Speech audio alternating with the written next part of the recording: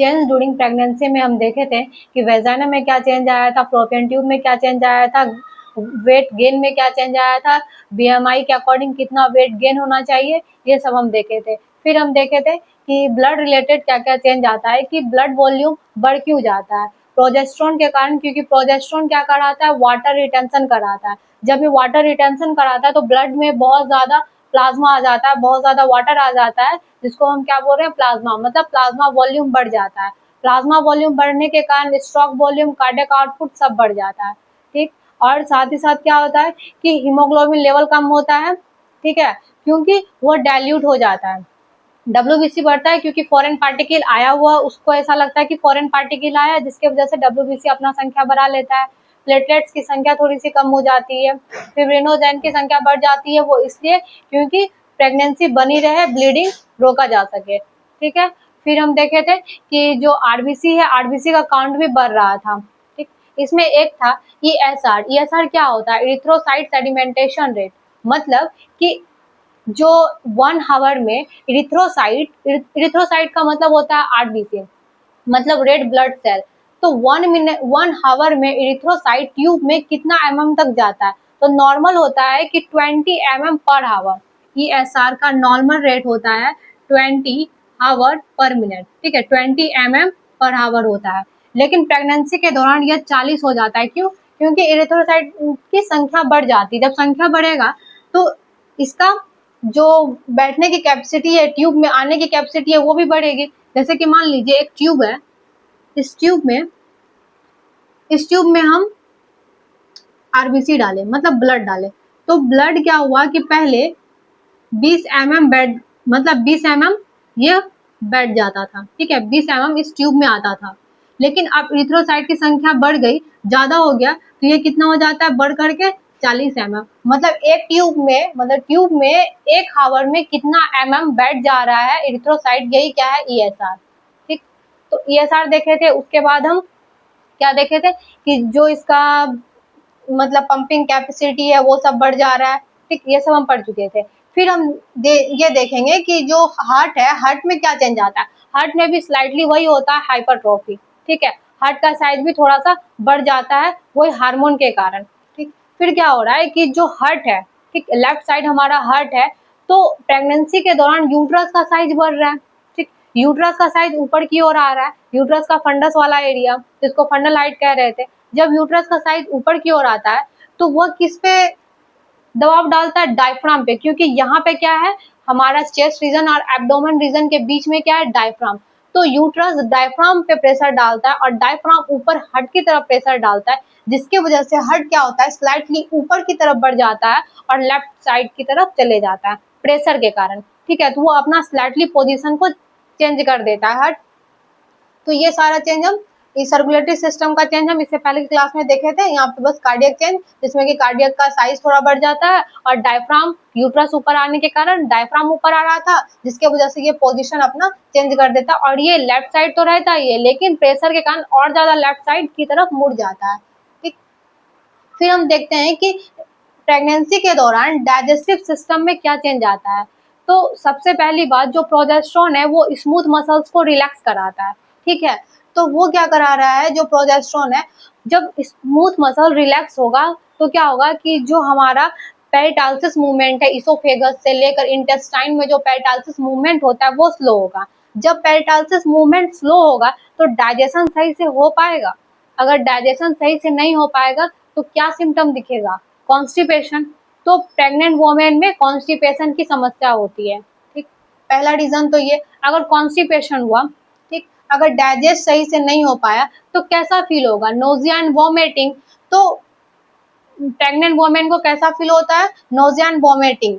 तो nausea vomiting को हम लोग क्या बोल देते हैं, मॉर्निंग सिकनेस। ये क्यों हो रहा है, स्मूथ मसल्स रिलैक्स होने के कारण, ठीक। दूसरा कारण ये है कि जो हार्मोन है वो क्या कर देता है, इंटेस्टाइन के फंक्शन को स्लो कर रहा है, पूरे फंक्शन को ही स्लो कर रहा है। जब इंटेस्टाइन के फंक्शन को स्लो करता है तो इंटेस्टाइन में ऑब्जॉर्प्शन सही से नहीं हो पाता है, मतलब वाटर का ऑब्जॉर्प्शन सही से नहीं हो पाता है इंटेस्टाइन में, और क्लोन में, इंटेस्टाइन में आयरन का ऑब्जॉर्प्शन नहीं हो पाता है और क्लोन में वाटर का ऑब्जॉर्प्शन नहीं हो पाता है, ठीक। और नहीं होने के कारण कॉन्स्टिपेशन जैसी समस्या होने लग जाता है। ठीक है, और नोज़िया वोमिटिंग होने लग जाता है। और आयरन का अब्जॉर्प्शन सही से नहीं हो पाएगा तो क्या होगा कि स्टार्टिंग में तो किसी न किसी तरह से वो हैंडल कर लेगा, लेकिन जैसे जैसे प्रेगनेंसी बढ़ेगा उसकी डिमांड बढ़ने लगेगी, मतलब उसको आयरन चाहिए होगा। लेकिन यहाँ पे क्या हो रहा है, आयरन का अब्जॉर्प्शन कम हो रहा है क्योंकि मसल रिलैक्स हो चुका है प्रोजेस्टेरोन के कारण, हार्मोन के कारण। ठीक, फिर क्या होता है कि जो प्रोजेस्टेरोन है वो मसल रिलैक्स करा रहा है, तो ये स्पिंटर, जो कार्डियक स्पिंटर होता है, जैसे कि यहाँ से इसोफेगस आया है, उसके बाद ये हमारे स्टमक और उसके बाद इंटेस्टाइन, तो यहाँ पे जो कार्डियक स्पिंटर होता है ये रिलैक्स हो जाता है। ठीक, ये स्पिंटर रिलैक्स होने के कारण यहाँ का जो कंटेंट है वो ऊपर की ओर बैकफ्लो करने लग जाता है। जब ऊपर की ओर जाता है तो वोमेन को हार्ट बर्न जैसा फील होता है। ठीक है, मतलब खट्टा खट्टा जैसा मुंह में आता है, तो उस टाइम भी हम बोल सकते हैं नोजिया वोमिटिंग जैसा फील होता है। और साथ ही साथ हार्ट बर्न होता है, तो उसका एक सिम्टम क्या है, हार्ट बर्न। तो हार्ट बर्न, कॉन्स्टिपेशन, ये प्रेगनेंसी के दौरान देखने के लिए मिलेगा। ठीक, फिर क्या हुआ कि उस इंटेस्टाइन और स्टमक का पोजीशन भी चेंज होगा, क्योंकि यूट्रस ऊपर की ओर आ रहा है, तो यहाँ पे हमारा डाइजेस्टिव सिस्टम है, तो स्लाइटली इसका भी पोजीशन चेंज होता है। पोजीशन चेंज होने के कारण भी जो इंटेस्टाइन डाइजेस्टिव सिस्टम है ये अपना फंक्शन सही से नहीं कर पाता है। ठीक, साथ ही साथ है कि जो बाइल फ्लो है वो स्लो हो जाता है। ठीक है, तो जो बाइल है वो स्लो हो जाता है, जिसके कारण जो बाइल डक्ट से इंटेस्टाइन में बाइल नहीं आ पाता है। जब इंटेस्टाइन में बाइल नहीं आ पाएगा तो इंटेस्टाइन में भी ऑब्जॉर्प्शन सही से नहीं हो पाता है, ये भी एक रीजन है। ठीक, फिर है कि सीरम कोलेस्ट्रॉल लेवल बढ़ जाता है और एल्कलाइन फॉस्फेट लेवल भी बढ़ जाता है। सीरम कोलेस्ट्रॉल लेवल क्या है, सीरम कोलेस्ट्रॉल क्या होता है, तो सीरम कोलेस्ट्रॉल लीवर बनाता है। ठीक है, नॉर्मल हमारे बॉडी में सीरम कोलेस्ट्रॉल लीवर बनाता है, इसका काम होता है सेल मेम्ब्रेन को बनाना, लेकिन प्रेगनेंसी के दौरान प्लासेंटा भी बनाने लग जाता है। ठीक, इसलिए इसका लेवल क्या हो जाता है, बढ़ जाता है। ठीक है, क्योंकि सेल तो बनेगा ना, फीटस अगर बन रहा है तो सेल बनना पहले जरूरी है, तो सेल बनाने के लिए प्लासेंटा भी इसका प्रोडक्शन करने लग जाता है, इसलिए सीरम कोलेस्ट्रॉल बढ़ जाता है। दूसरा है एल्कलाइन फॉस्फेट। एल्कलाइन फॉस्फेट क्या है, एल्कलाइन फॉस्फेट ये क्या करता है कि ये बोन को मिनरल्स प्रोवाइड करता है। ठीक है, बोन जो बन रहा है उसको मिनरल्स प्रोवाइड करता है, तो ये हमारे बॉडी में नॉर्मल बनाता है हमारा लीवर और हमारा बोन इंटेस्टाइन। ठीक है, मतलब बाइल डक्ट, बोन और इंटेस्टाइन ये बनाता है, लेकिन प्रेगनेंसी के दौरान प्लासेंटा ही बनाने लग गया तो इसका लेवल बढ़ेगा। जब इसका लेवल बढ़ेगा तो सीरम एल्बुमिन का कंसंट्रेशन कम हो जाता है। ठीक है, फिर क्या हुआ, मेटाबॉलिक में चेंज आता है। मेटाबॉलिक में क्या चेंज आता है ये देखते हैं। तो मेटाबॉलिक रेट बढ़ेगा। ठीक है, एनाबॉलिज्म, कैटाबॉलिज्म वो सब बढ़ेगा। फैट एंड प्रोटीन का मेटाबॉलिज्म बढ़ेगा। ठीक है, प्रोजेस्टेरोन ज्यादा होने के कारण क्या होता है, जब प्रोजेस्टेरोन का ज्यादा होता है तो बीटा सेल भी ज्यादा होगा। जब बीटा सेल ज्यादा होगा, पेनक्रियास का क्या है सेल, पेनक्रियाटिक सेल क्या है, बीटा सेल, तो जब प्रोजेस्टेरोन ज्यादा हुआ तो हाइपरट्रॉफी हुआ सेल में, सेल का साइज, सेल का संख्या बढ़ा, तो बीटा सेल का भी संख्या और साइज बढ़ा, जिसकी वजह से बीटा सेल ज्यादा से ज्यादा इंसुलिन का सिक्रेशन करने लग जाती है और इंसुलिन का लेवल क्या हो जाता है, बढ़ जाता है। ठीक, इंटेस्टाइन प्रॉपर फंक्शन नहीं होने के कारण आयरन अब्जॉर्प्शन कम हो जाता है और वही थर्ड ट्राइमेस्टर में इसकी डिमांड बढ़ जाती है। ठीक, नहीं हो रहा है, स्टार्टिंग में जो भी वो पहले ली थी उसी से काम चल रहा था, लेकिन थर्ड ट्राइमेस्टर आते आते इसकी डिमांड बहुत ज्यादा हो जाती है। ठीक है, फिर क्या हुआ, कैल्शियम का डिमांड बढ़ जाता है। कैल्शियम का डिमांड क्यों बढ़ता है, वो इसलिए क्योंकि फीटस का टीथ और बोन किससे बनेगा, कैल्शियम से, इसलिए इसका डिमांड बढ़ जाता है। और डी3 क्या होता है, डी3 को हम लोग बोलते हैं विटामिन डी3 को कैल्सिट्रायोल, यह हमारा किडनी बनाता है। ठीक है, ये कैल्सिट्रायोल क्या करता है, इंटेस्टाइन के पास जाता है, नॉर्मल हमारे बॉडी में कैल्सिट्रायोल किडनी बना रहा है, और फिर ये कैल्सिट्रायोल इंटेस्टाइन के पास जाता है, वहां से ज्यादा कैल्शियम को अब्सॉर्ब कराता है ब्लड में। ठीक, ताकि बोन और टीथ का विकास हो पाए नॉर्मल। तो प्रेगनेंसी के दौरान क्या होता है कि इसका भी लेवल बढ़ जाता है। ठीक, इसका लेवल बढ़ जाता है, जिसके वजह से क्या हो जाता है कि जो किडनी है, किडनी तो बना रही है, साथ ही साथ प्लासेंटा भी इसका मतलब प्लासेंटा भी इसको बनाने लग जाती है, वो इसलिए ताकि फीटस का बोन और टीथ अच्छे से बन पाए। ठीक, फिर है कि कैल्सिटोनिन भी बनता है, तो थायराइड ग्लैंड क्या करने लग जाती है, कैल्सिटोनिन को बनाने लग जाती है। कैल्सिटोनिन क्या करता है, कैल्सिटोनिन का काम होता है कि ब्लड से कैल्शियम को बोन में डालना। ठीक, देखिए किडनी का काम है कैल्सिट्रायोल बनाना। कैल्सिट्रायोल मतलब विटामिन 3, मतलब विटामिन D3। तो किडनी बनाता था विटामिन D3, ठीक। ये जाके क्या करता था, इंटेस्टाइन से सारा कैल्शियम को ब्लड में डालता था, ठीक है। तो प्रेगनेंसी के दौरान इसका डिमांड बढ़ गया। फिर थायराइड क्या करता है, वो कैल्सिटोनिन रिलीज करता है, और यह कैल्सिटोनिन क्या करता है, ब्लड से कैल्शियम को लेकर के बोन में डालता है। तो प्रेगनेंसी के दौरान थायराइड ग्लैंड ज्यादा ही कैल्सिटोनिन रिलीज करने लग जाती है, ताकि ज्यादा से ज्यादा जो ब्लड में आया हुआ कैल्शियम है वो बोन में जाए, ठीक है, ताकि बोन का विकास अच्छे से हो पाए। तो इससे एक फायदा है कि जब ब्लड से ज्यादा कैल्शियम बोन में जाएगा तो मदर को बोन से रिलेटेड डिजीज होने की संभावना कम हो जाती है, ठीक है, ऑस्टियोपोरोसिस वगैरह होने की संभावना कम हो जाती है, ठीक। ये हमारा क्या था, मेटाबॉलिक चेंज। मेटाबॉलिक चेंज में मेटाबॉलिक रेट बढ़ा, ठीक है, इंसुलिन प्रोडक्शन बढ़ा, ठीक, और थायराइड का प्रोडक्शन बढ़ा, विटामिन D3 का प्रोडक्शन बढ़ा। विटामिन D3 क्या कर रहा है, क्या बोलता है, विटामिन जो कैल्शियम है उसको अब्सॉर्ब कराने का काम कर रहा है ब्लड में, ठीक है। और ये कैल्सिटोनिन क्या कर रहा है, ब्लड से कहाँ डाल रहा है, बोन में, ठीक। फिर change in respiratory system. Respiratory system में क्या चेंज मिलता है, टाइडल वॉल्यूम। टाइडल वॉल्यूम बढ़ जाता है। टाइडल वॉल्यूम बढ़ने का मतलब है कि इनहलेशन एक्सहेलेशन दोनों बढ़ जाता है। नॉर्मल 500 ml हम लोग ले रहे होते हैं, लेकिन प्रेगनेंसी के दौरान 650 से 700 ml हो जाता है, ठीक। अब आप ही सोचिए, जब इनहलेशन और एक्सहेलेशन होगा तो आपके बॉडी में CO2 ज्यादा से ज्यादा बाहर जाएगा और O2 ज्यादा से ज्यादा अंदर आएगा, तो CO2 का लेवल कम हो जाता है और O2 का लेवल ब्लड में ज्यादा हो जाता है। जब CO2 का लेवल ज्यादा होता है, ठीक, तो H+ आयन का भी लेवल ज्यादा होगा। अगर CO2 का लेवल कम होता है, ये दोनों साथ में चलता है, बस आप इतना याद रखिए कि CO2 और H+ आयन दोनों साथ में चल रहा है। अगर CO2 कम होगा तो H+ आयन भी कम होगा। तो H+ आयन कम होता है, जिसके वजह से ब्लड एल्कलाइन हो जाता है, ज्यादा कुछ नहीं, ठीक। अगर CO2 ज्यादा होगा तो H+ आयन भी ज्यादा होगा। यहाँ पे क्या रहा है, CO2 कम तो H+ आयन कम, जिसके वजह से ब्लड एल्कलाइन, ठीक। फिर हम देखे थे कि जो अपर रिस्पिरेटरी ट्रैक है, वहां पे क्या हो रहा है, ब्लड सप्लाई भी इंक्रीज हो रहा है, मतलब हाईली वैस्कुलर हो रहा है ना, क्योंकि ये हार्मोन के कारण ही हो रहा है सारा चीज। तो ब्लड सप्लाई इंक्रीज हो रहा है अपर रिस्पिरेटरी ट्रैक में। तो जब अपर रिस्पिरेटरी ट्रैक में ब्लड सप्लाई इंक्रीज होगा तो वहां पे ब्लीडिंग होने का चांस ज्यादा हो सकता है, क्योंकि जहां पे ज्यादा ब्लड वेसल्स रहेगा ब्लीडिंग होगा, तो वहां पे ज्यादा ब्लीडिंग होगा, जिसकी वजह से जो प्रेग्नेंट वोमेन है उसमें एपिस्टैक्सिस देखने के लिए मिलता है। फिर है change in urinary system. Urinary system में क्या चेंज होता है, तो सबसे पहले किडनी का साइज बढ़ जाता है, ठीक, सब में वही हो रहा है, आप देख रहे हैं सब में हाइपरट्रॉफी हाइपरप्लेजिया हो रहा है। तो किडनी का साइज बढ़ रहा है, किडनी का साइज बढ़ेगा